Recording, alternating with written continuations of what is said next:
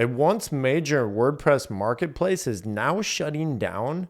Do you think we should allow sponsored demos or tracks at WordCamps? Gravatar gets a facelift, and Pippin comes out of the brewery to give us some of that WordPress goodness. There's a lot of WordPress news to get into this week, so let's jump in.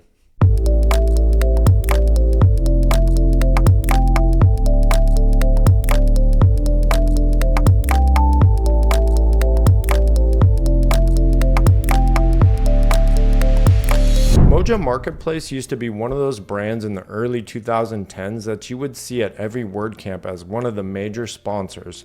And it was kind of ubiquitous with buying themes at the original time. And then they rebranded from MOJO Themes into the entire marketplace and offered plugins on there for quite some time. But unfortunately, as you can see in this email, it's now coming to an end.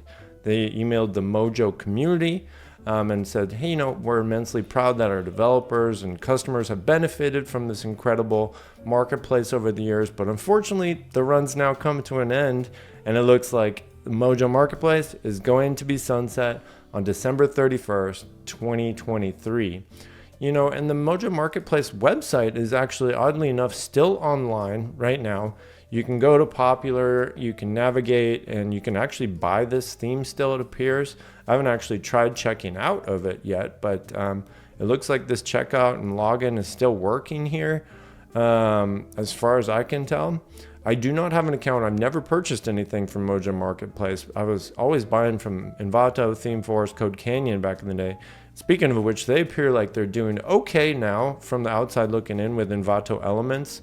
I know that all-inclusive subscription shift a couple years back might have done good for them. But MOJO Marketplace, they were acquired by Endurance in 2012, which is now Newfold Digital. And Newfold Digital recently acquired some big plugins, namely Yoast. They own a lot of very popular WordPress hosts, and it seems like this run is coming to an end.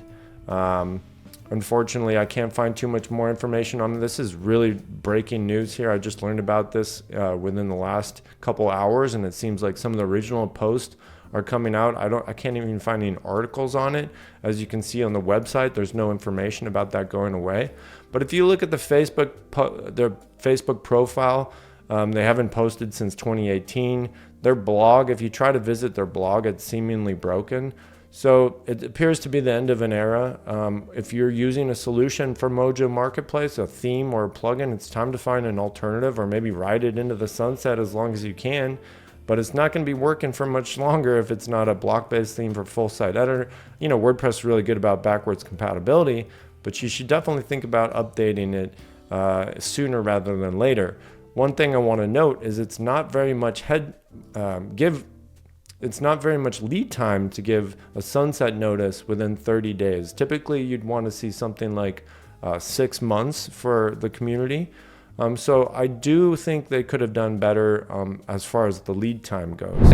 There's a really interesting conversation going on right now about WordCamps and sponsorships, and essentially, should sponsors have the opportunity to provide demos to the audience within a specific track, or have their own demo rooms for it? There's a lot of different questions being asked here, like how would the event offer it to sponsors? Could it be a standalone option? Essentially, sponsors would be given the option to present information of their choosing in the sponsored demo room and track. That's what this question boils down to. The event would be responsible for highlighting to attendees that this sponsor-driven content that could include sales pitches. What do we think of this idea? And if you scroll down to the comments, there's lots of passionate responses here. Essentially, I know from experience that it's very difficult to gauge that ROI that you put into. And some of these sponsorship levels are tens of thousands of dollars. I saw to sponsor WordCamp EU this year, just the after party is 30,000 euro. And I know from being at WordCamp EU last year, and there was gauging the ROI of that is kind of hard. I'm sure they put the logos everywhere, but it was a very crowded venue. Is that how you want your brand and your 30,000 euros going into that? So furthermore, there's lots of different conversations in here. Some people like the idea of sponsors to give demos.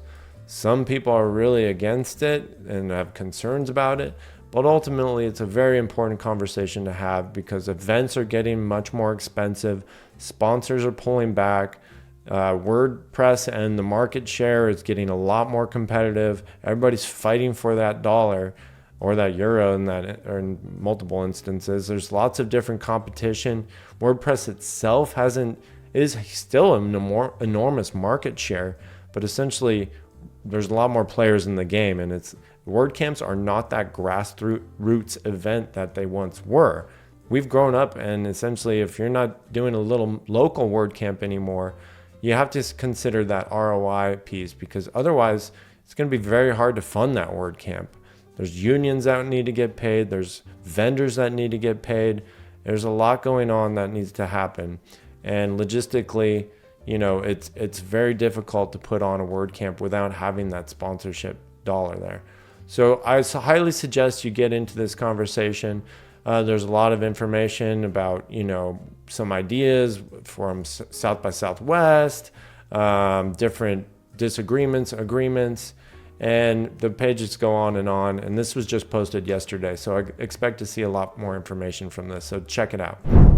Ever wonder how all those WordPress sites get their avatars updated automatically? It all boils down to Gravatar, and for the longest time, this hasn't been really updated, but it seems like there's been a big facelift recently, and if you check it out and just go to your profile, you can customize things like the background. You can see I set a custom background image here. This appears to be Gutenberg or block editor powered here now.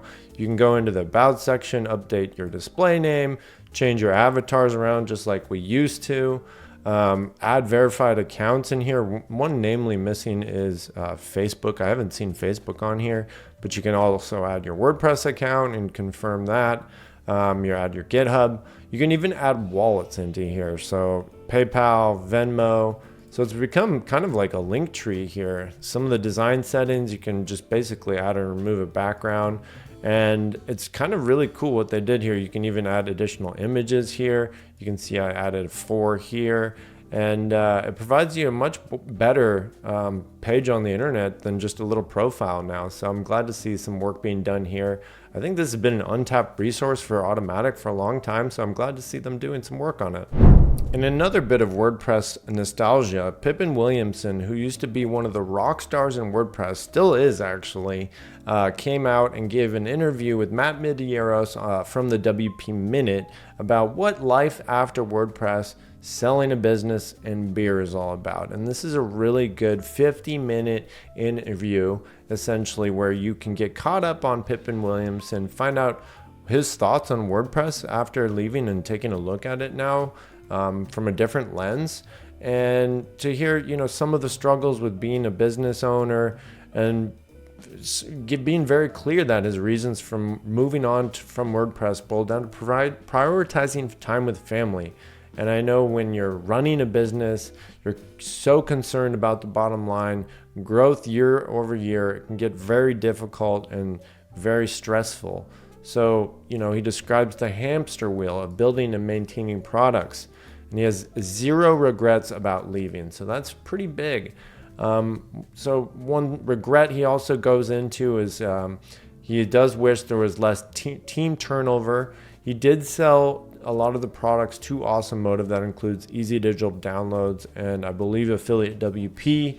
And it's a really good WordPress filled, lots of great WordPress related nuggets here.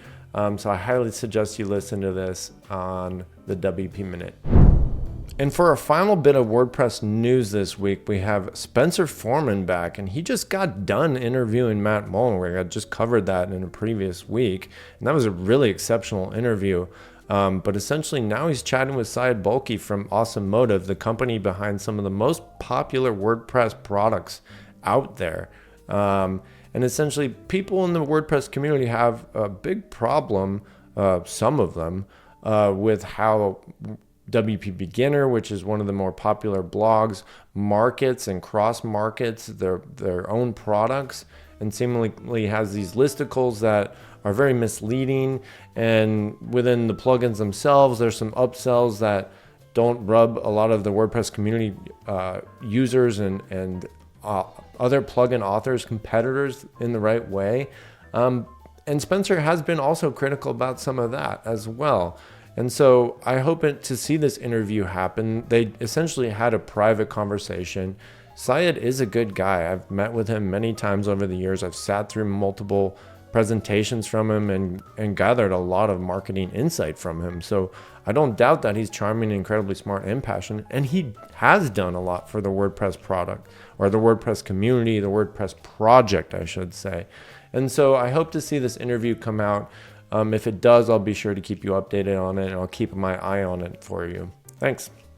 And here I thought it was going to be a light WordPress news week after Thanksgiving and all, but it just goes to show you the WordPress news world never quits. And I'm here to do my best to cover it for you, so make sure you hit that subscribe button below. It really encourages me to continue creating these videos. See you next week.